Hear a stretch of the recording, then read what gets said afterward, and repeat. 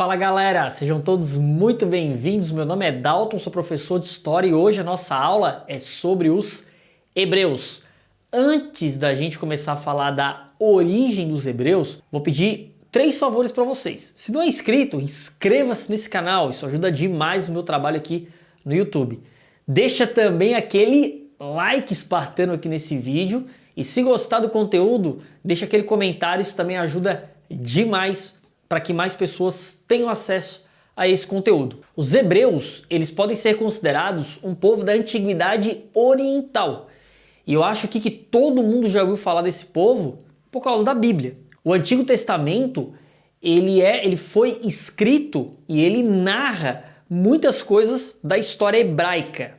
Só que aqui a gente tem um ponto que eu gostaria de ressaltar com vocês.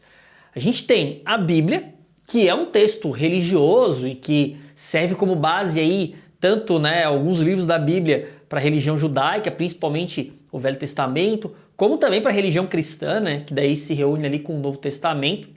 E os historiadores, quando olham esse texto, galera, eles olham de maneira crítica e tentando entender ali elementos do cotidiano e da história hebraica. Então a gente encara esse texto como uma fonte histórica e como qualquer fonte histórica, ela deve ser confrontada com outras, ela deve ser averiguada. E também um elemento que eu acho bem importante é que os historiadores usam esses textos do Velho Testamento como também uma maneira de entender a escrita de um povo sobre si, que no caso os hebreus acabaram realizando. Esclarecendo esses pontos, a provável origem dos hebreus é na cidade de Ur, na Suméria, na região da Mesopotâmia. Muito provavelmente liderado por Abraão, um dos grandes patriarcas do povo hebraico. Eles acabaram se instalando na região de Canaã, que atualmente abriga Israel e Palestina. Essa imigração ela aconteceu muito provavelmente pela sua atividade econômica, que era a atividade agropastoril. Então os hebreus eles acabaram migrando para essas áreas para conseguir alimentar os seus rebanhos. Vocês já devem ter visto que essa questão do pastoreio ela é muito comum de aparecer na Bíblia. Vários trechos, várias passagens abordam esse elemento. O Senhor é meu pastor. E isso fazia parte do cotidiano dos hebreus. Então, quando esses trechos aparecem na Bíblia, isso demonstra que os hebreus eles tinham sim uma familiaridade com essa atividade econômica. Essa fase de instalação em Canaã e de estabilização nessa região, a gente chama de fase dos patriarcas. Como eu falei para vocês, Abraão foi o primeiro, mas existiram vários outros. Isaac, Jacó, José, e que acabaram ocupando e liderando o povo naquela região. Galera, por volta de 1800 a.C., alguns historiadores especulam que ocorreu alguma situação climática, alguma seca na região, e isso fez com que parte dos hebreus acabassem migrando para a região do Egito. A gente vai ter então a presença dos hebreus nessa região. Galera, entender essa presença no Egito é muito importante. Quando os hebreus chegaram lá, o Egito estava sendo dominado por um povo que inclusive mantinha relações com os hebreus antes, que é um povo conhecido como Hicsos. Esse povo subjugou o território egípcio, conseguiu dominar por um tempo a região ali do delta do Nilo, que era a região mais importante, era onde o Nilo desaguava ali no mar Mediterrâneo, e eles mantiveram uma relação harmoniosa, tranquila naquela região. O problema é que os egípcios conseguiram expulsar os Hicsos daquela região. E quando eles expulsam os Hicsos daquela região, os hebreus eles vão ser condenados a trabalhar para os egípcios porque eles foram considerados cúmplices dos Hicsos, foram considerados parceiros dos Hicsos. E aí é o momento que a gente considera que é o período da escravidão no Egito, tá? Esse processo de chegar no Egito e de sair do Egito durou aproximadamente 600 anos. Até que a gente tem, por volta de 1200 a.C., a fuga do Egito. Liderados por Moisés, esse episódio é conhecido como Êxodo. E essa saída tinha um rumo certeiro, que era chegar até voltar a Canaã, que era aquela região que inicialmente eles habitaram. Nessa fuga do Egito, a gente tem dois elementos que é bem importante destacar. Primeiro, É aqui que a gente começa a ter os registros da ideia de monoteísmo do povo hebreu. Anteriormente, lá com Abraão, já se tinha uma relação desse povo com a ideia de uma única divindade. Porém, a gente sabe que como era um povo fragmentado, várias tribos acabavam tendo mais de um deus, ou um deus principal com outros deuses secundários. Então isso acabava acontecendo na história hebraica. Com a presença no Egito, muitos historiadores consideram que esses povos acabaram tendo contato com o monoteísmo que aconteceu naquela região. Eu falei disso na aula de Egito, vou deixar aqui nos cards para vocês, que teve um surto de monoteísmo no Egito com Akenaton. E aí muitos consideram que acabou ocorrendo essa influência no povo hebraico. E aí com essa saída, com essa fuga, né, que a gente chama de êxodo, isso acaba se afirmando.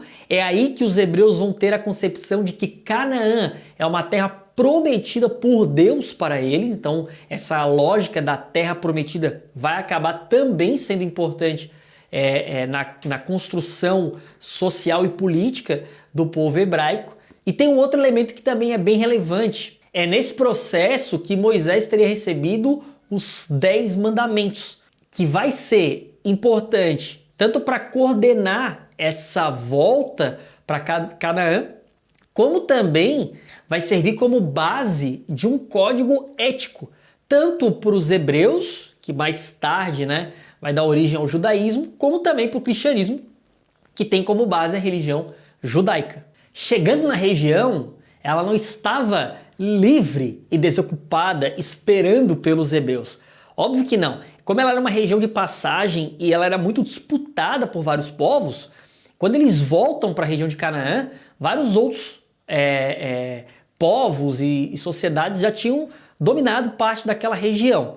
É aí que a gente tem a formação das 12 tribos e o período dos juízes. Esse período é marcado por uma luta contra esses povos que foram considerados invasores pelos hebreus. Os juízes, além de serem líderes políticos, administrativos, eles também eram líderes militares, que tinham como objetivo lutar contra esses povos. O problema é que os hebreus eles eram muito fragmentados nessa divisão das 12 tribos. E isso acabava atrapalhando muito a luta contra esses povos que ocupavam aquela região. Para organizar melhor, ter mais força de lutar contra esses povos, vai se iniciar o período da monarquia, que é justamente a junção dessas 12 tribos sob a liderança de uma única pessoa. A primeira pessoa, o primeiro líder do povo hebreu nesse momento de monarquia é Saul. Ele era um antigo juiz, só que Saul não acabou tendo o sucesso esperado na luta contra os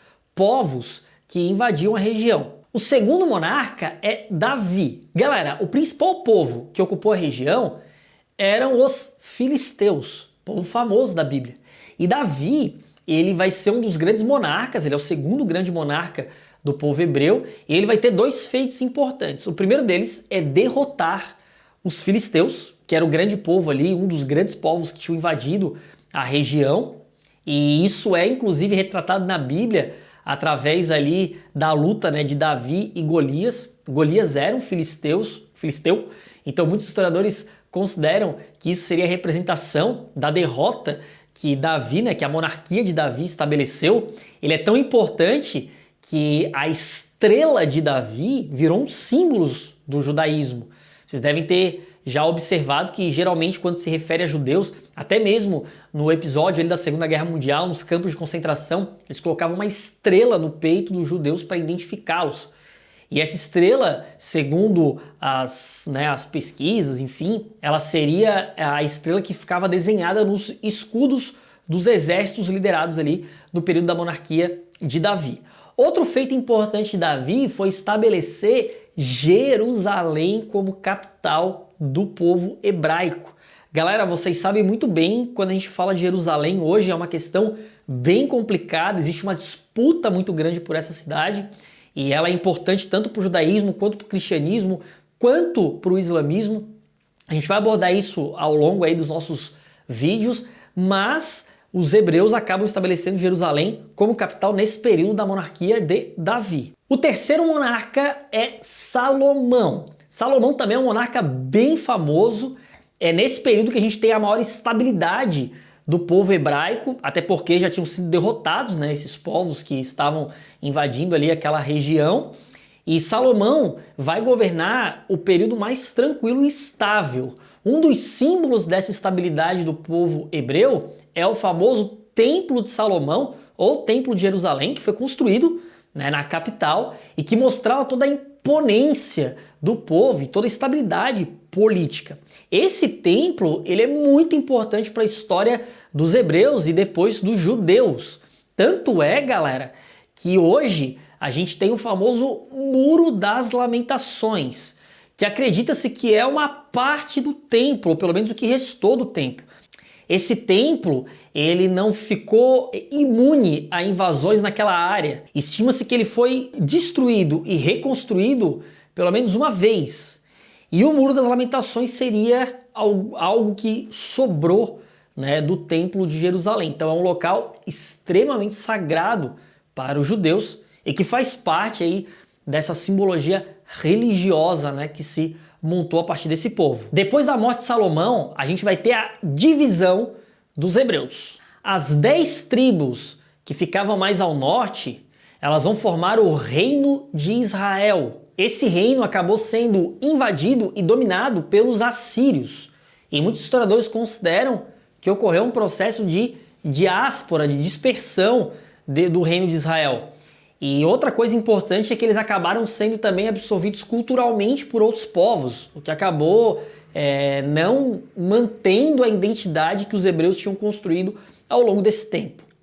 O segundo reino é o famoso reino de Judá, que foi formado pelos 2 reinos do sul, das 12 tribos. Ele também foi dominado por um povo vindo da Mesopotâmia, da mesma maneira que o reino de Israel. O reino de Judá foi ocupado pelos caldeus. Galera, é aqui que a gente tem o famoso cativeiro da Babilônia, que a gente falou lá na aula de Mesopotâmia. Vou deixar aqui nos cards e na descrição o link para vocês. Depois do cativeiro da Babilônia, os hebreus do reino de Judá conseguiram retornar para a região de Canaã, depois que os persas acabaram invadindo ali a região da Mesopotâmia e acabaram libertando os hebreus do cativeiro. Só que aí tem um detalhe. Quando eles voltam para a região de Canaã, eles não vão ter mais uma autonomia política como eles tinham até então. Primeiro eles vão ficar sob o domínio dos persas, depois eles vão ficar sob o domínio dos macedônicos e depois eles vão acabar ficando sob o domínio romano. Todo mundo aqui já deve ter visto o filme Paixão de Cristo, que passa em looping na Páscoa, na televisão. E Jesus nasceu nessa região durante o domínio do Império Romano. E todo aquele processo de perseguição do cristianismo, né, da crucificação de Cristo, vai acabar também afetando os hebreus, que passam agora a ser conhecidos como judeus. Os judeus eles se recusavam a aderir a elementos religiosos dos romanos. E aí, a partir da década ali do ano de 70 depois de Cristo, vai começar um processo que a gente considera, que a gente chama de diáspora, que é uma grande dispersão do povo judeu daquela região para o mundo, principalmente regiões da África e regiões da Europa, que vão começar a receber esses grandes contingentes de judeus fugindo ali da perseguição do Império Romano. Eu trouxe um mapa para vocês para mostrar as principais áreas e notem que aquela região ali mais ao leste da Europa vai ser a região que a partir do século XII vai começar a reunir uma grande concentração de judeus. Galera, esse processo de diáspora não foi rápido, ele demorou anos, né, para ocorrer. Então começa ali no século I, anos 70 depois de Cristo, e vai até século XII, XIII, XIV. Então, durante a Idade Média, inclusive, os hebreus continuaram migrando, né, agora conhecido como judeus, continuaram migrando para regiões europeias, e isso ocasionava uma série de conflitos. Inclusive, a peste negra, por exemplo, que foi uma das epidemias aí que afetou o mundo durante o período medieval, teve como uma das suas justificativas que ela foi trazida pelos hebreus, pelos judeus, e que os cristãos consideravam esse povo como amaldiçoado por terem permitido a crucificação de Cristo. Então, vários conflitos, tanto, né, conflitos militares, mas também conflitos ideológicos acabaram ocorrendo. Inclusive, eu tenho um vídeo também sobre isso aqui no canal, falando especificamente da peste negra. Vou deixar aqui nos cards para vocês e também na descrição. Para finalizar, vamos falar um pouquinho da cultura hebraica. Primeiro ponto, acho que não tem como a gente não falar disso. Os hebreus eles foram o primeiro povo a aderir ao monoteísmo de forma permanente. A gente vai ter sim um surto de monoteísmo no Egito, como eu comentei com vocês, mas ele é temporário. E de maneira permanente, o primeiro povo que vai aderir à concepção de um único Deus são os hebreus. Isso é muito importante, galera, porque essa concepção vai dar origem ao judaísmo, que é justamente a religião que deriva do povo hebraico. O judaísmo, por sua vez, vai dar origem ao cristianismo. Vocês sabem que Jesus, ele era judeu. Existe uma diferença, né, entre o cristianismo e o judaísmo, e uma das diferenças mais básicas de todas é que, apesar de serem duas religiões monoteístas, terem o Velho Testamento, né, que é a primeira parte ali da Bíblia, como livro comum, os judeus eles ainda não acreditam que o Salvador veio. E os cristãos acreditam já na vinda desse Salvador, que justamente seria Cristo. Então existem diferenças entre as duas religiões, mas são religiões que têm uma proximidade muito grande.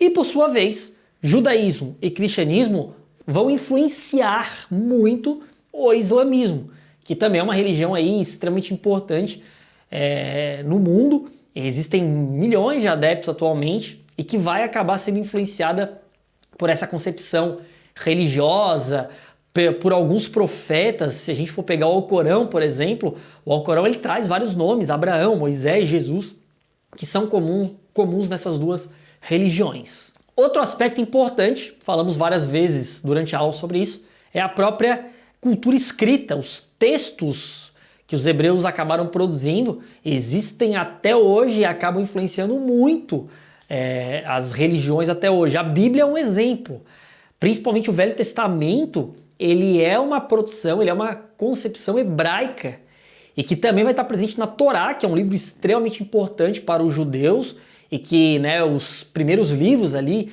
da Bíblia acabam sendo comuns com a Torá.